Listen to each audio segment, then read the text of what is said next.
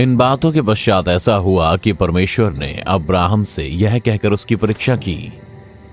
हे Abraham, मैं यहाँ हूँ। अपने पुत्र को अर्थात अपने इकलौते पुत्र इसहाक को, जिससे तू प्रेम रखता है, संग लेकर मोरिया देश में चला जा और वहां उसको एक पहाड़ के ऊपर जो मैं तुझे बताऊंगा होम बलि करके चढ़ा। अतः अब्राहम सवेरे तड़के उठा और अपने गधे पर काठी कसकर अपने 2 सेवक और अपने पुत्र इसहाक को संग लिया। उसने होम बलि के लिए लकड़ी चीर ली, तब निकलकर उस स्थान की ओर चला जिसके विषय में परमेश्वर ने उसे बताया था। और तीसरे दिन अब्राहम ने आंखें उठाकर उस स्थान को दूर से देखा और अब्राहम ने अपने सेवकों से कहा, गधे के पास यहीं ठहरे रहो, मैं और ये लड़का और वहां जाकर और दंडवत करके फिर तुम्हारे पास लौट आएंगे।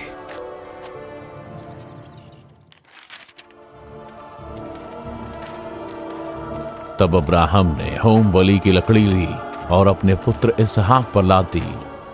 फिर उसने आग और छुरी को अपने हाथ में लिया और वे दोनों एक साथ चल पड़े। इसहाक ने अपने पिता अब्राहम से कहा, हे मेरे पिता। मेरे पुत्र, क्या बात है? मुझे आग और लकड़ी तो दिखती है, पर होम बलि के लिए भेड़ कहाँ है? मेरे पुत्र, परमेश्वर होम बलि की भेड़ का उपाय आप ही करेगा। और वे दोनों संग संग आगे चलते गए।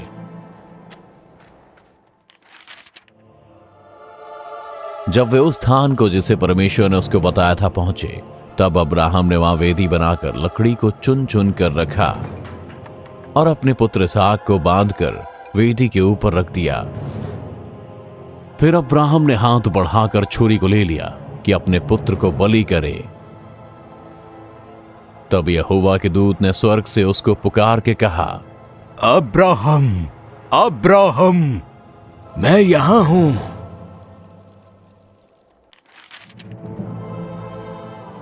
उस लड़के पर हाथ मत बढ़ा और न उसे कुछ कर, क्योंकि तूने जो मुझसे अपने पुत्र वरन अपने इकलौते पुत्र को भी नहीं रख छोड़ा, इससे अब मैं जान गया कि तू परमेश्वर का भय मानता है।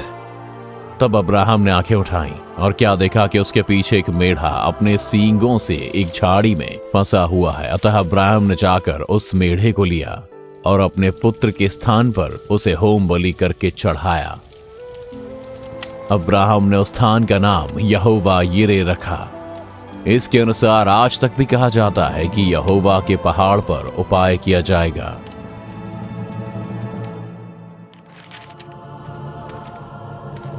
फिर यहोवा के दूत ने दूसरी बार स्वर्ग से अब्राहम को पुकार कर कहा, मैं अपनी ही ये शपथ खाता हूं, क्योंकि अपने पुत्र वरन अपने इकलौते पुत्र को भी नहीं रख छोड़ा, मैं तुझे आशीष दूंगा और तेरे वंश को आकाश के तारागण और समुद्र के तीर की बालू के किनकों के समान अनगिनत करूंगा।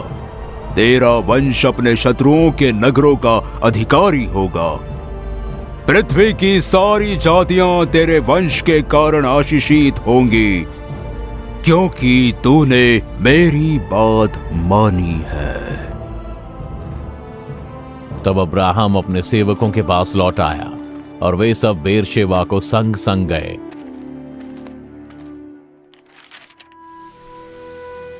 सारा 127 वर्ष की हो गई और कनान देश के हेब्रोन में उसकी मृत्यु हो गई। इसलिए अब्राहम सारा के लिए विलाप करने और रोने के लिए वहां गया। तब अब्राहम उठा और हित्तियों से कहा, मैं तुम्हारे बीच मेहमान और परदेशी हूँ। मुझे अपने मध्य में कब्रिस्तान के लिए ऐसी भूमि दो जहां मैं अपनी पत्नी को गाड़ सकूं। और हित्तियों ने अब्राहम को उत्तर दिया, हे हमारे प्रभु, हमारी सुन। तू हमारे बीच में परमेश्वर का बड़ा प्रधान है, इसलिए हमारी कब्रों में से जिसको तू चाहे उसमें अपने मृतक को गाड़ने के लिए चुन ले। हम में से कोई तुझे अपनी कब्र के लेने से न रोकेगा। अब्राहम उस देश के निवासियों के सामने दंडवत करके कहने लगा, यदि तुम्हारी ये इच्छा हो कि मैं अपने मुर्दे को गाड़ सकूं, तो मेरी प्रार्थना है कि सोहर के पुत्र एप्रोन से मेरे लिए विनती करो कि वो अपनी मकपेला वाली गुफा जो उसकी भूमि की सीमा पर है। हित्ती एप्रोन हित्तियों के बीच बैठा हुआ था। उसने अब्राहम को उत्तर देकर कहा, मेरे प्रभु, नहीं, मेरी सुन। वो भूमि और उसमें जो गुफा है वो मैं तुझे देता हूँ। अपने लोगों के सम्मुख मैं उसे तुझे देता हूँ। तब अब्राहम ने उस देश के निवासियों के सामने दंडवत किया और उनके सुनते हुए एप्रोन से कहा, कृपया मेरी सुनो, उसका पूरा दाम लेकर वो मुझे दे दे कि वो तुम्हारे बीच कब्रिस्तान के लिए मेरी निज भूमि हो जाए। मेरे प्रभु, मेरी बात सुन। भूमि का दाम तो 400 शकेल चांदी है, पर मेरे और तेरे बीच में ये क्या है? तब अब्राहम ने एप्रोन की बात मानकर हित्तियों के सामने 400 शकेल चांदी तौल दी।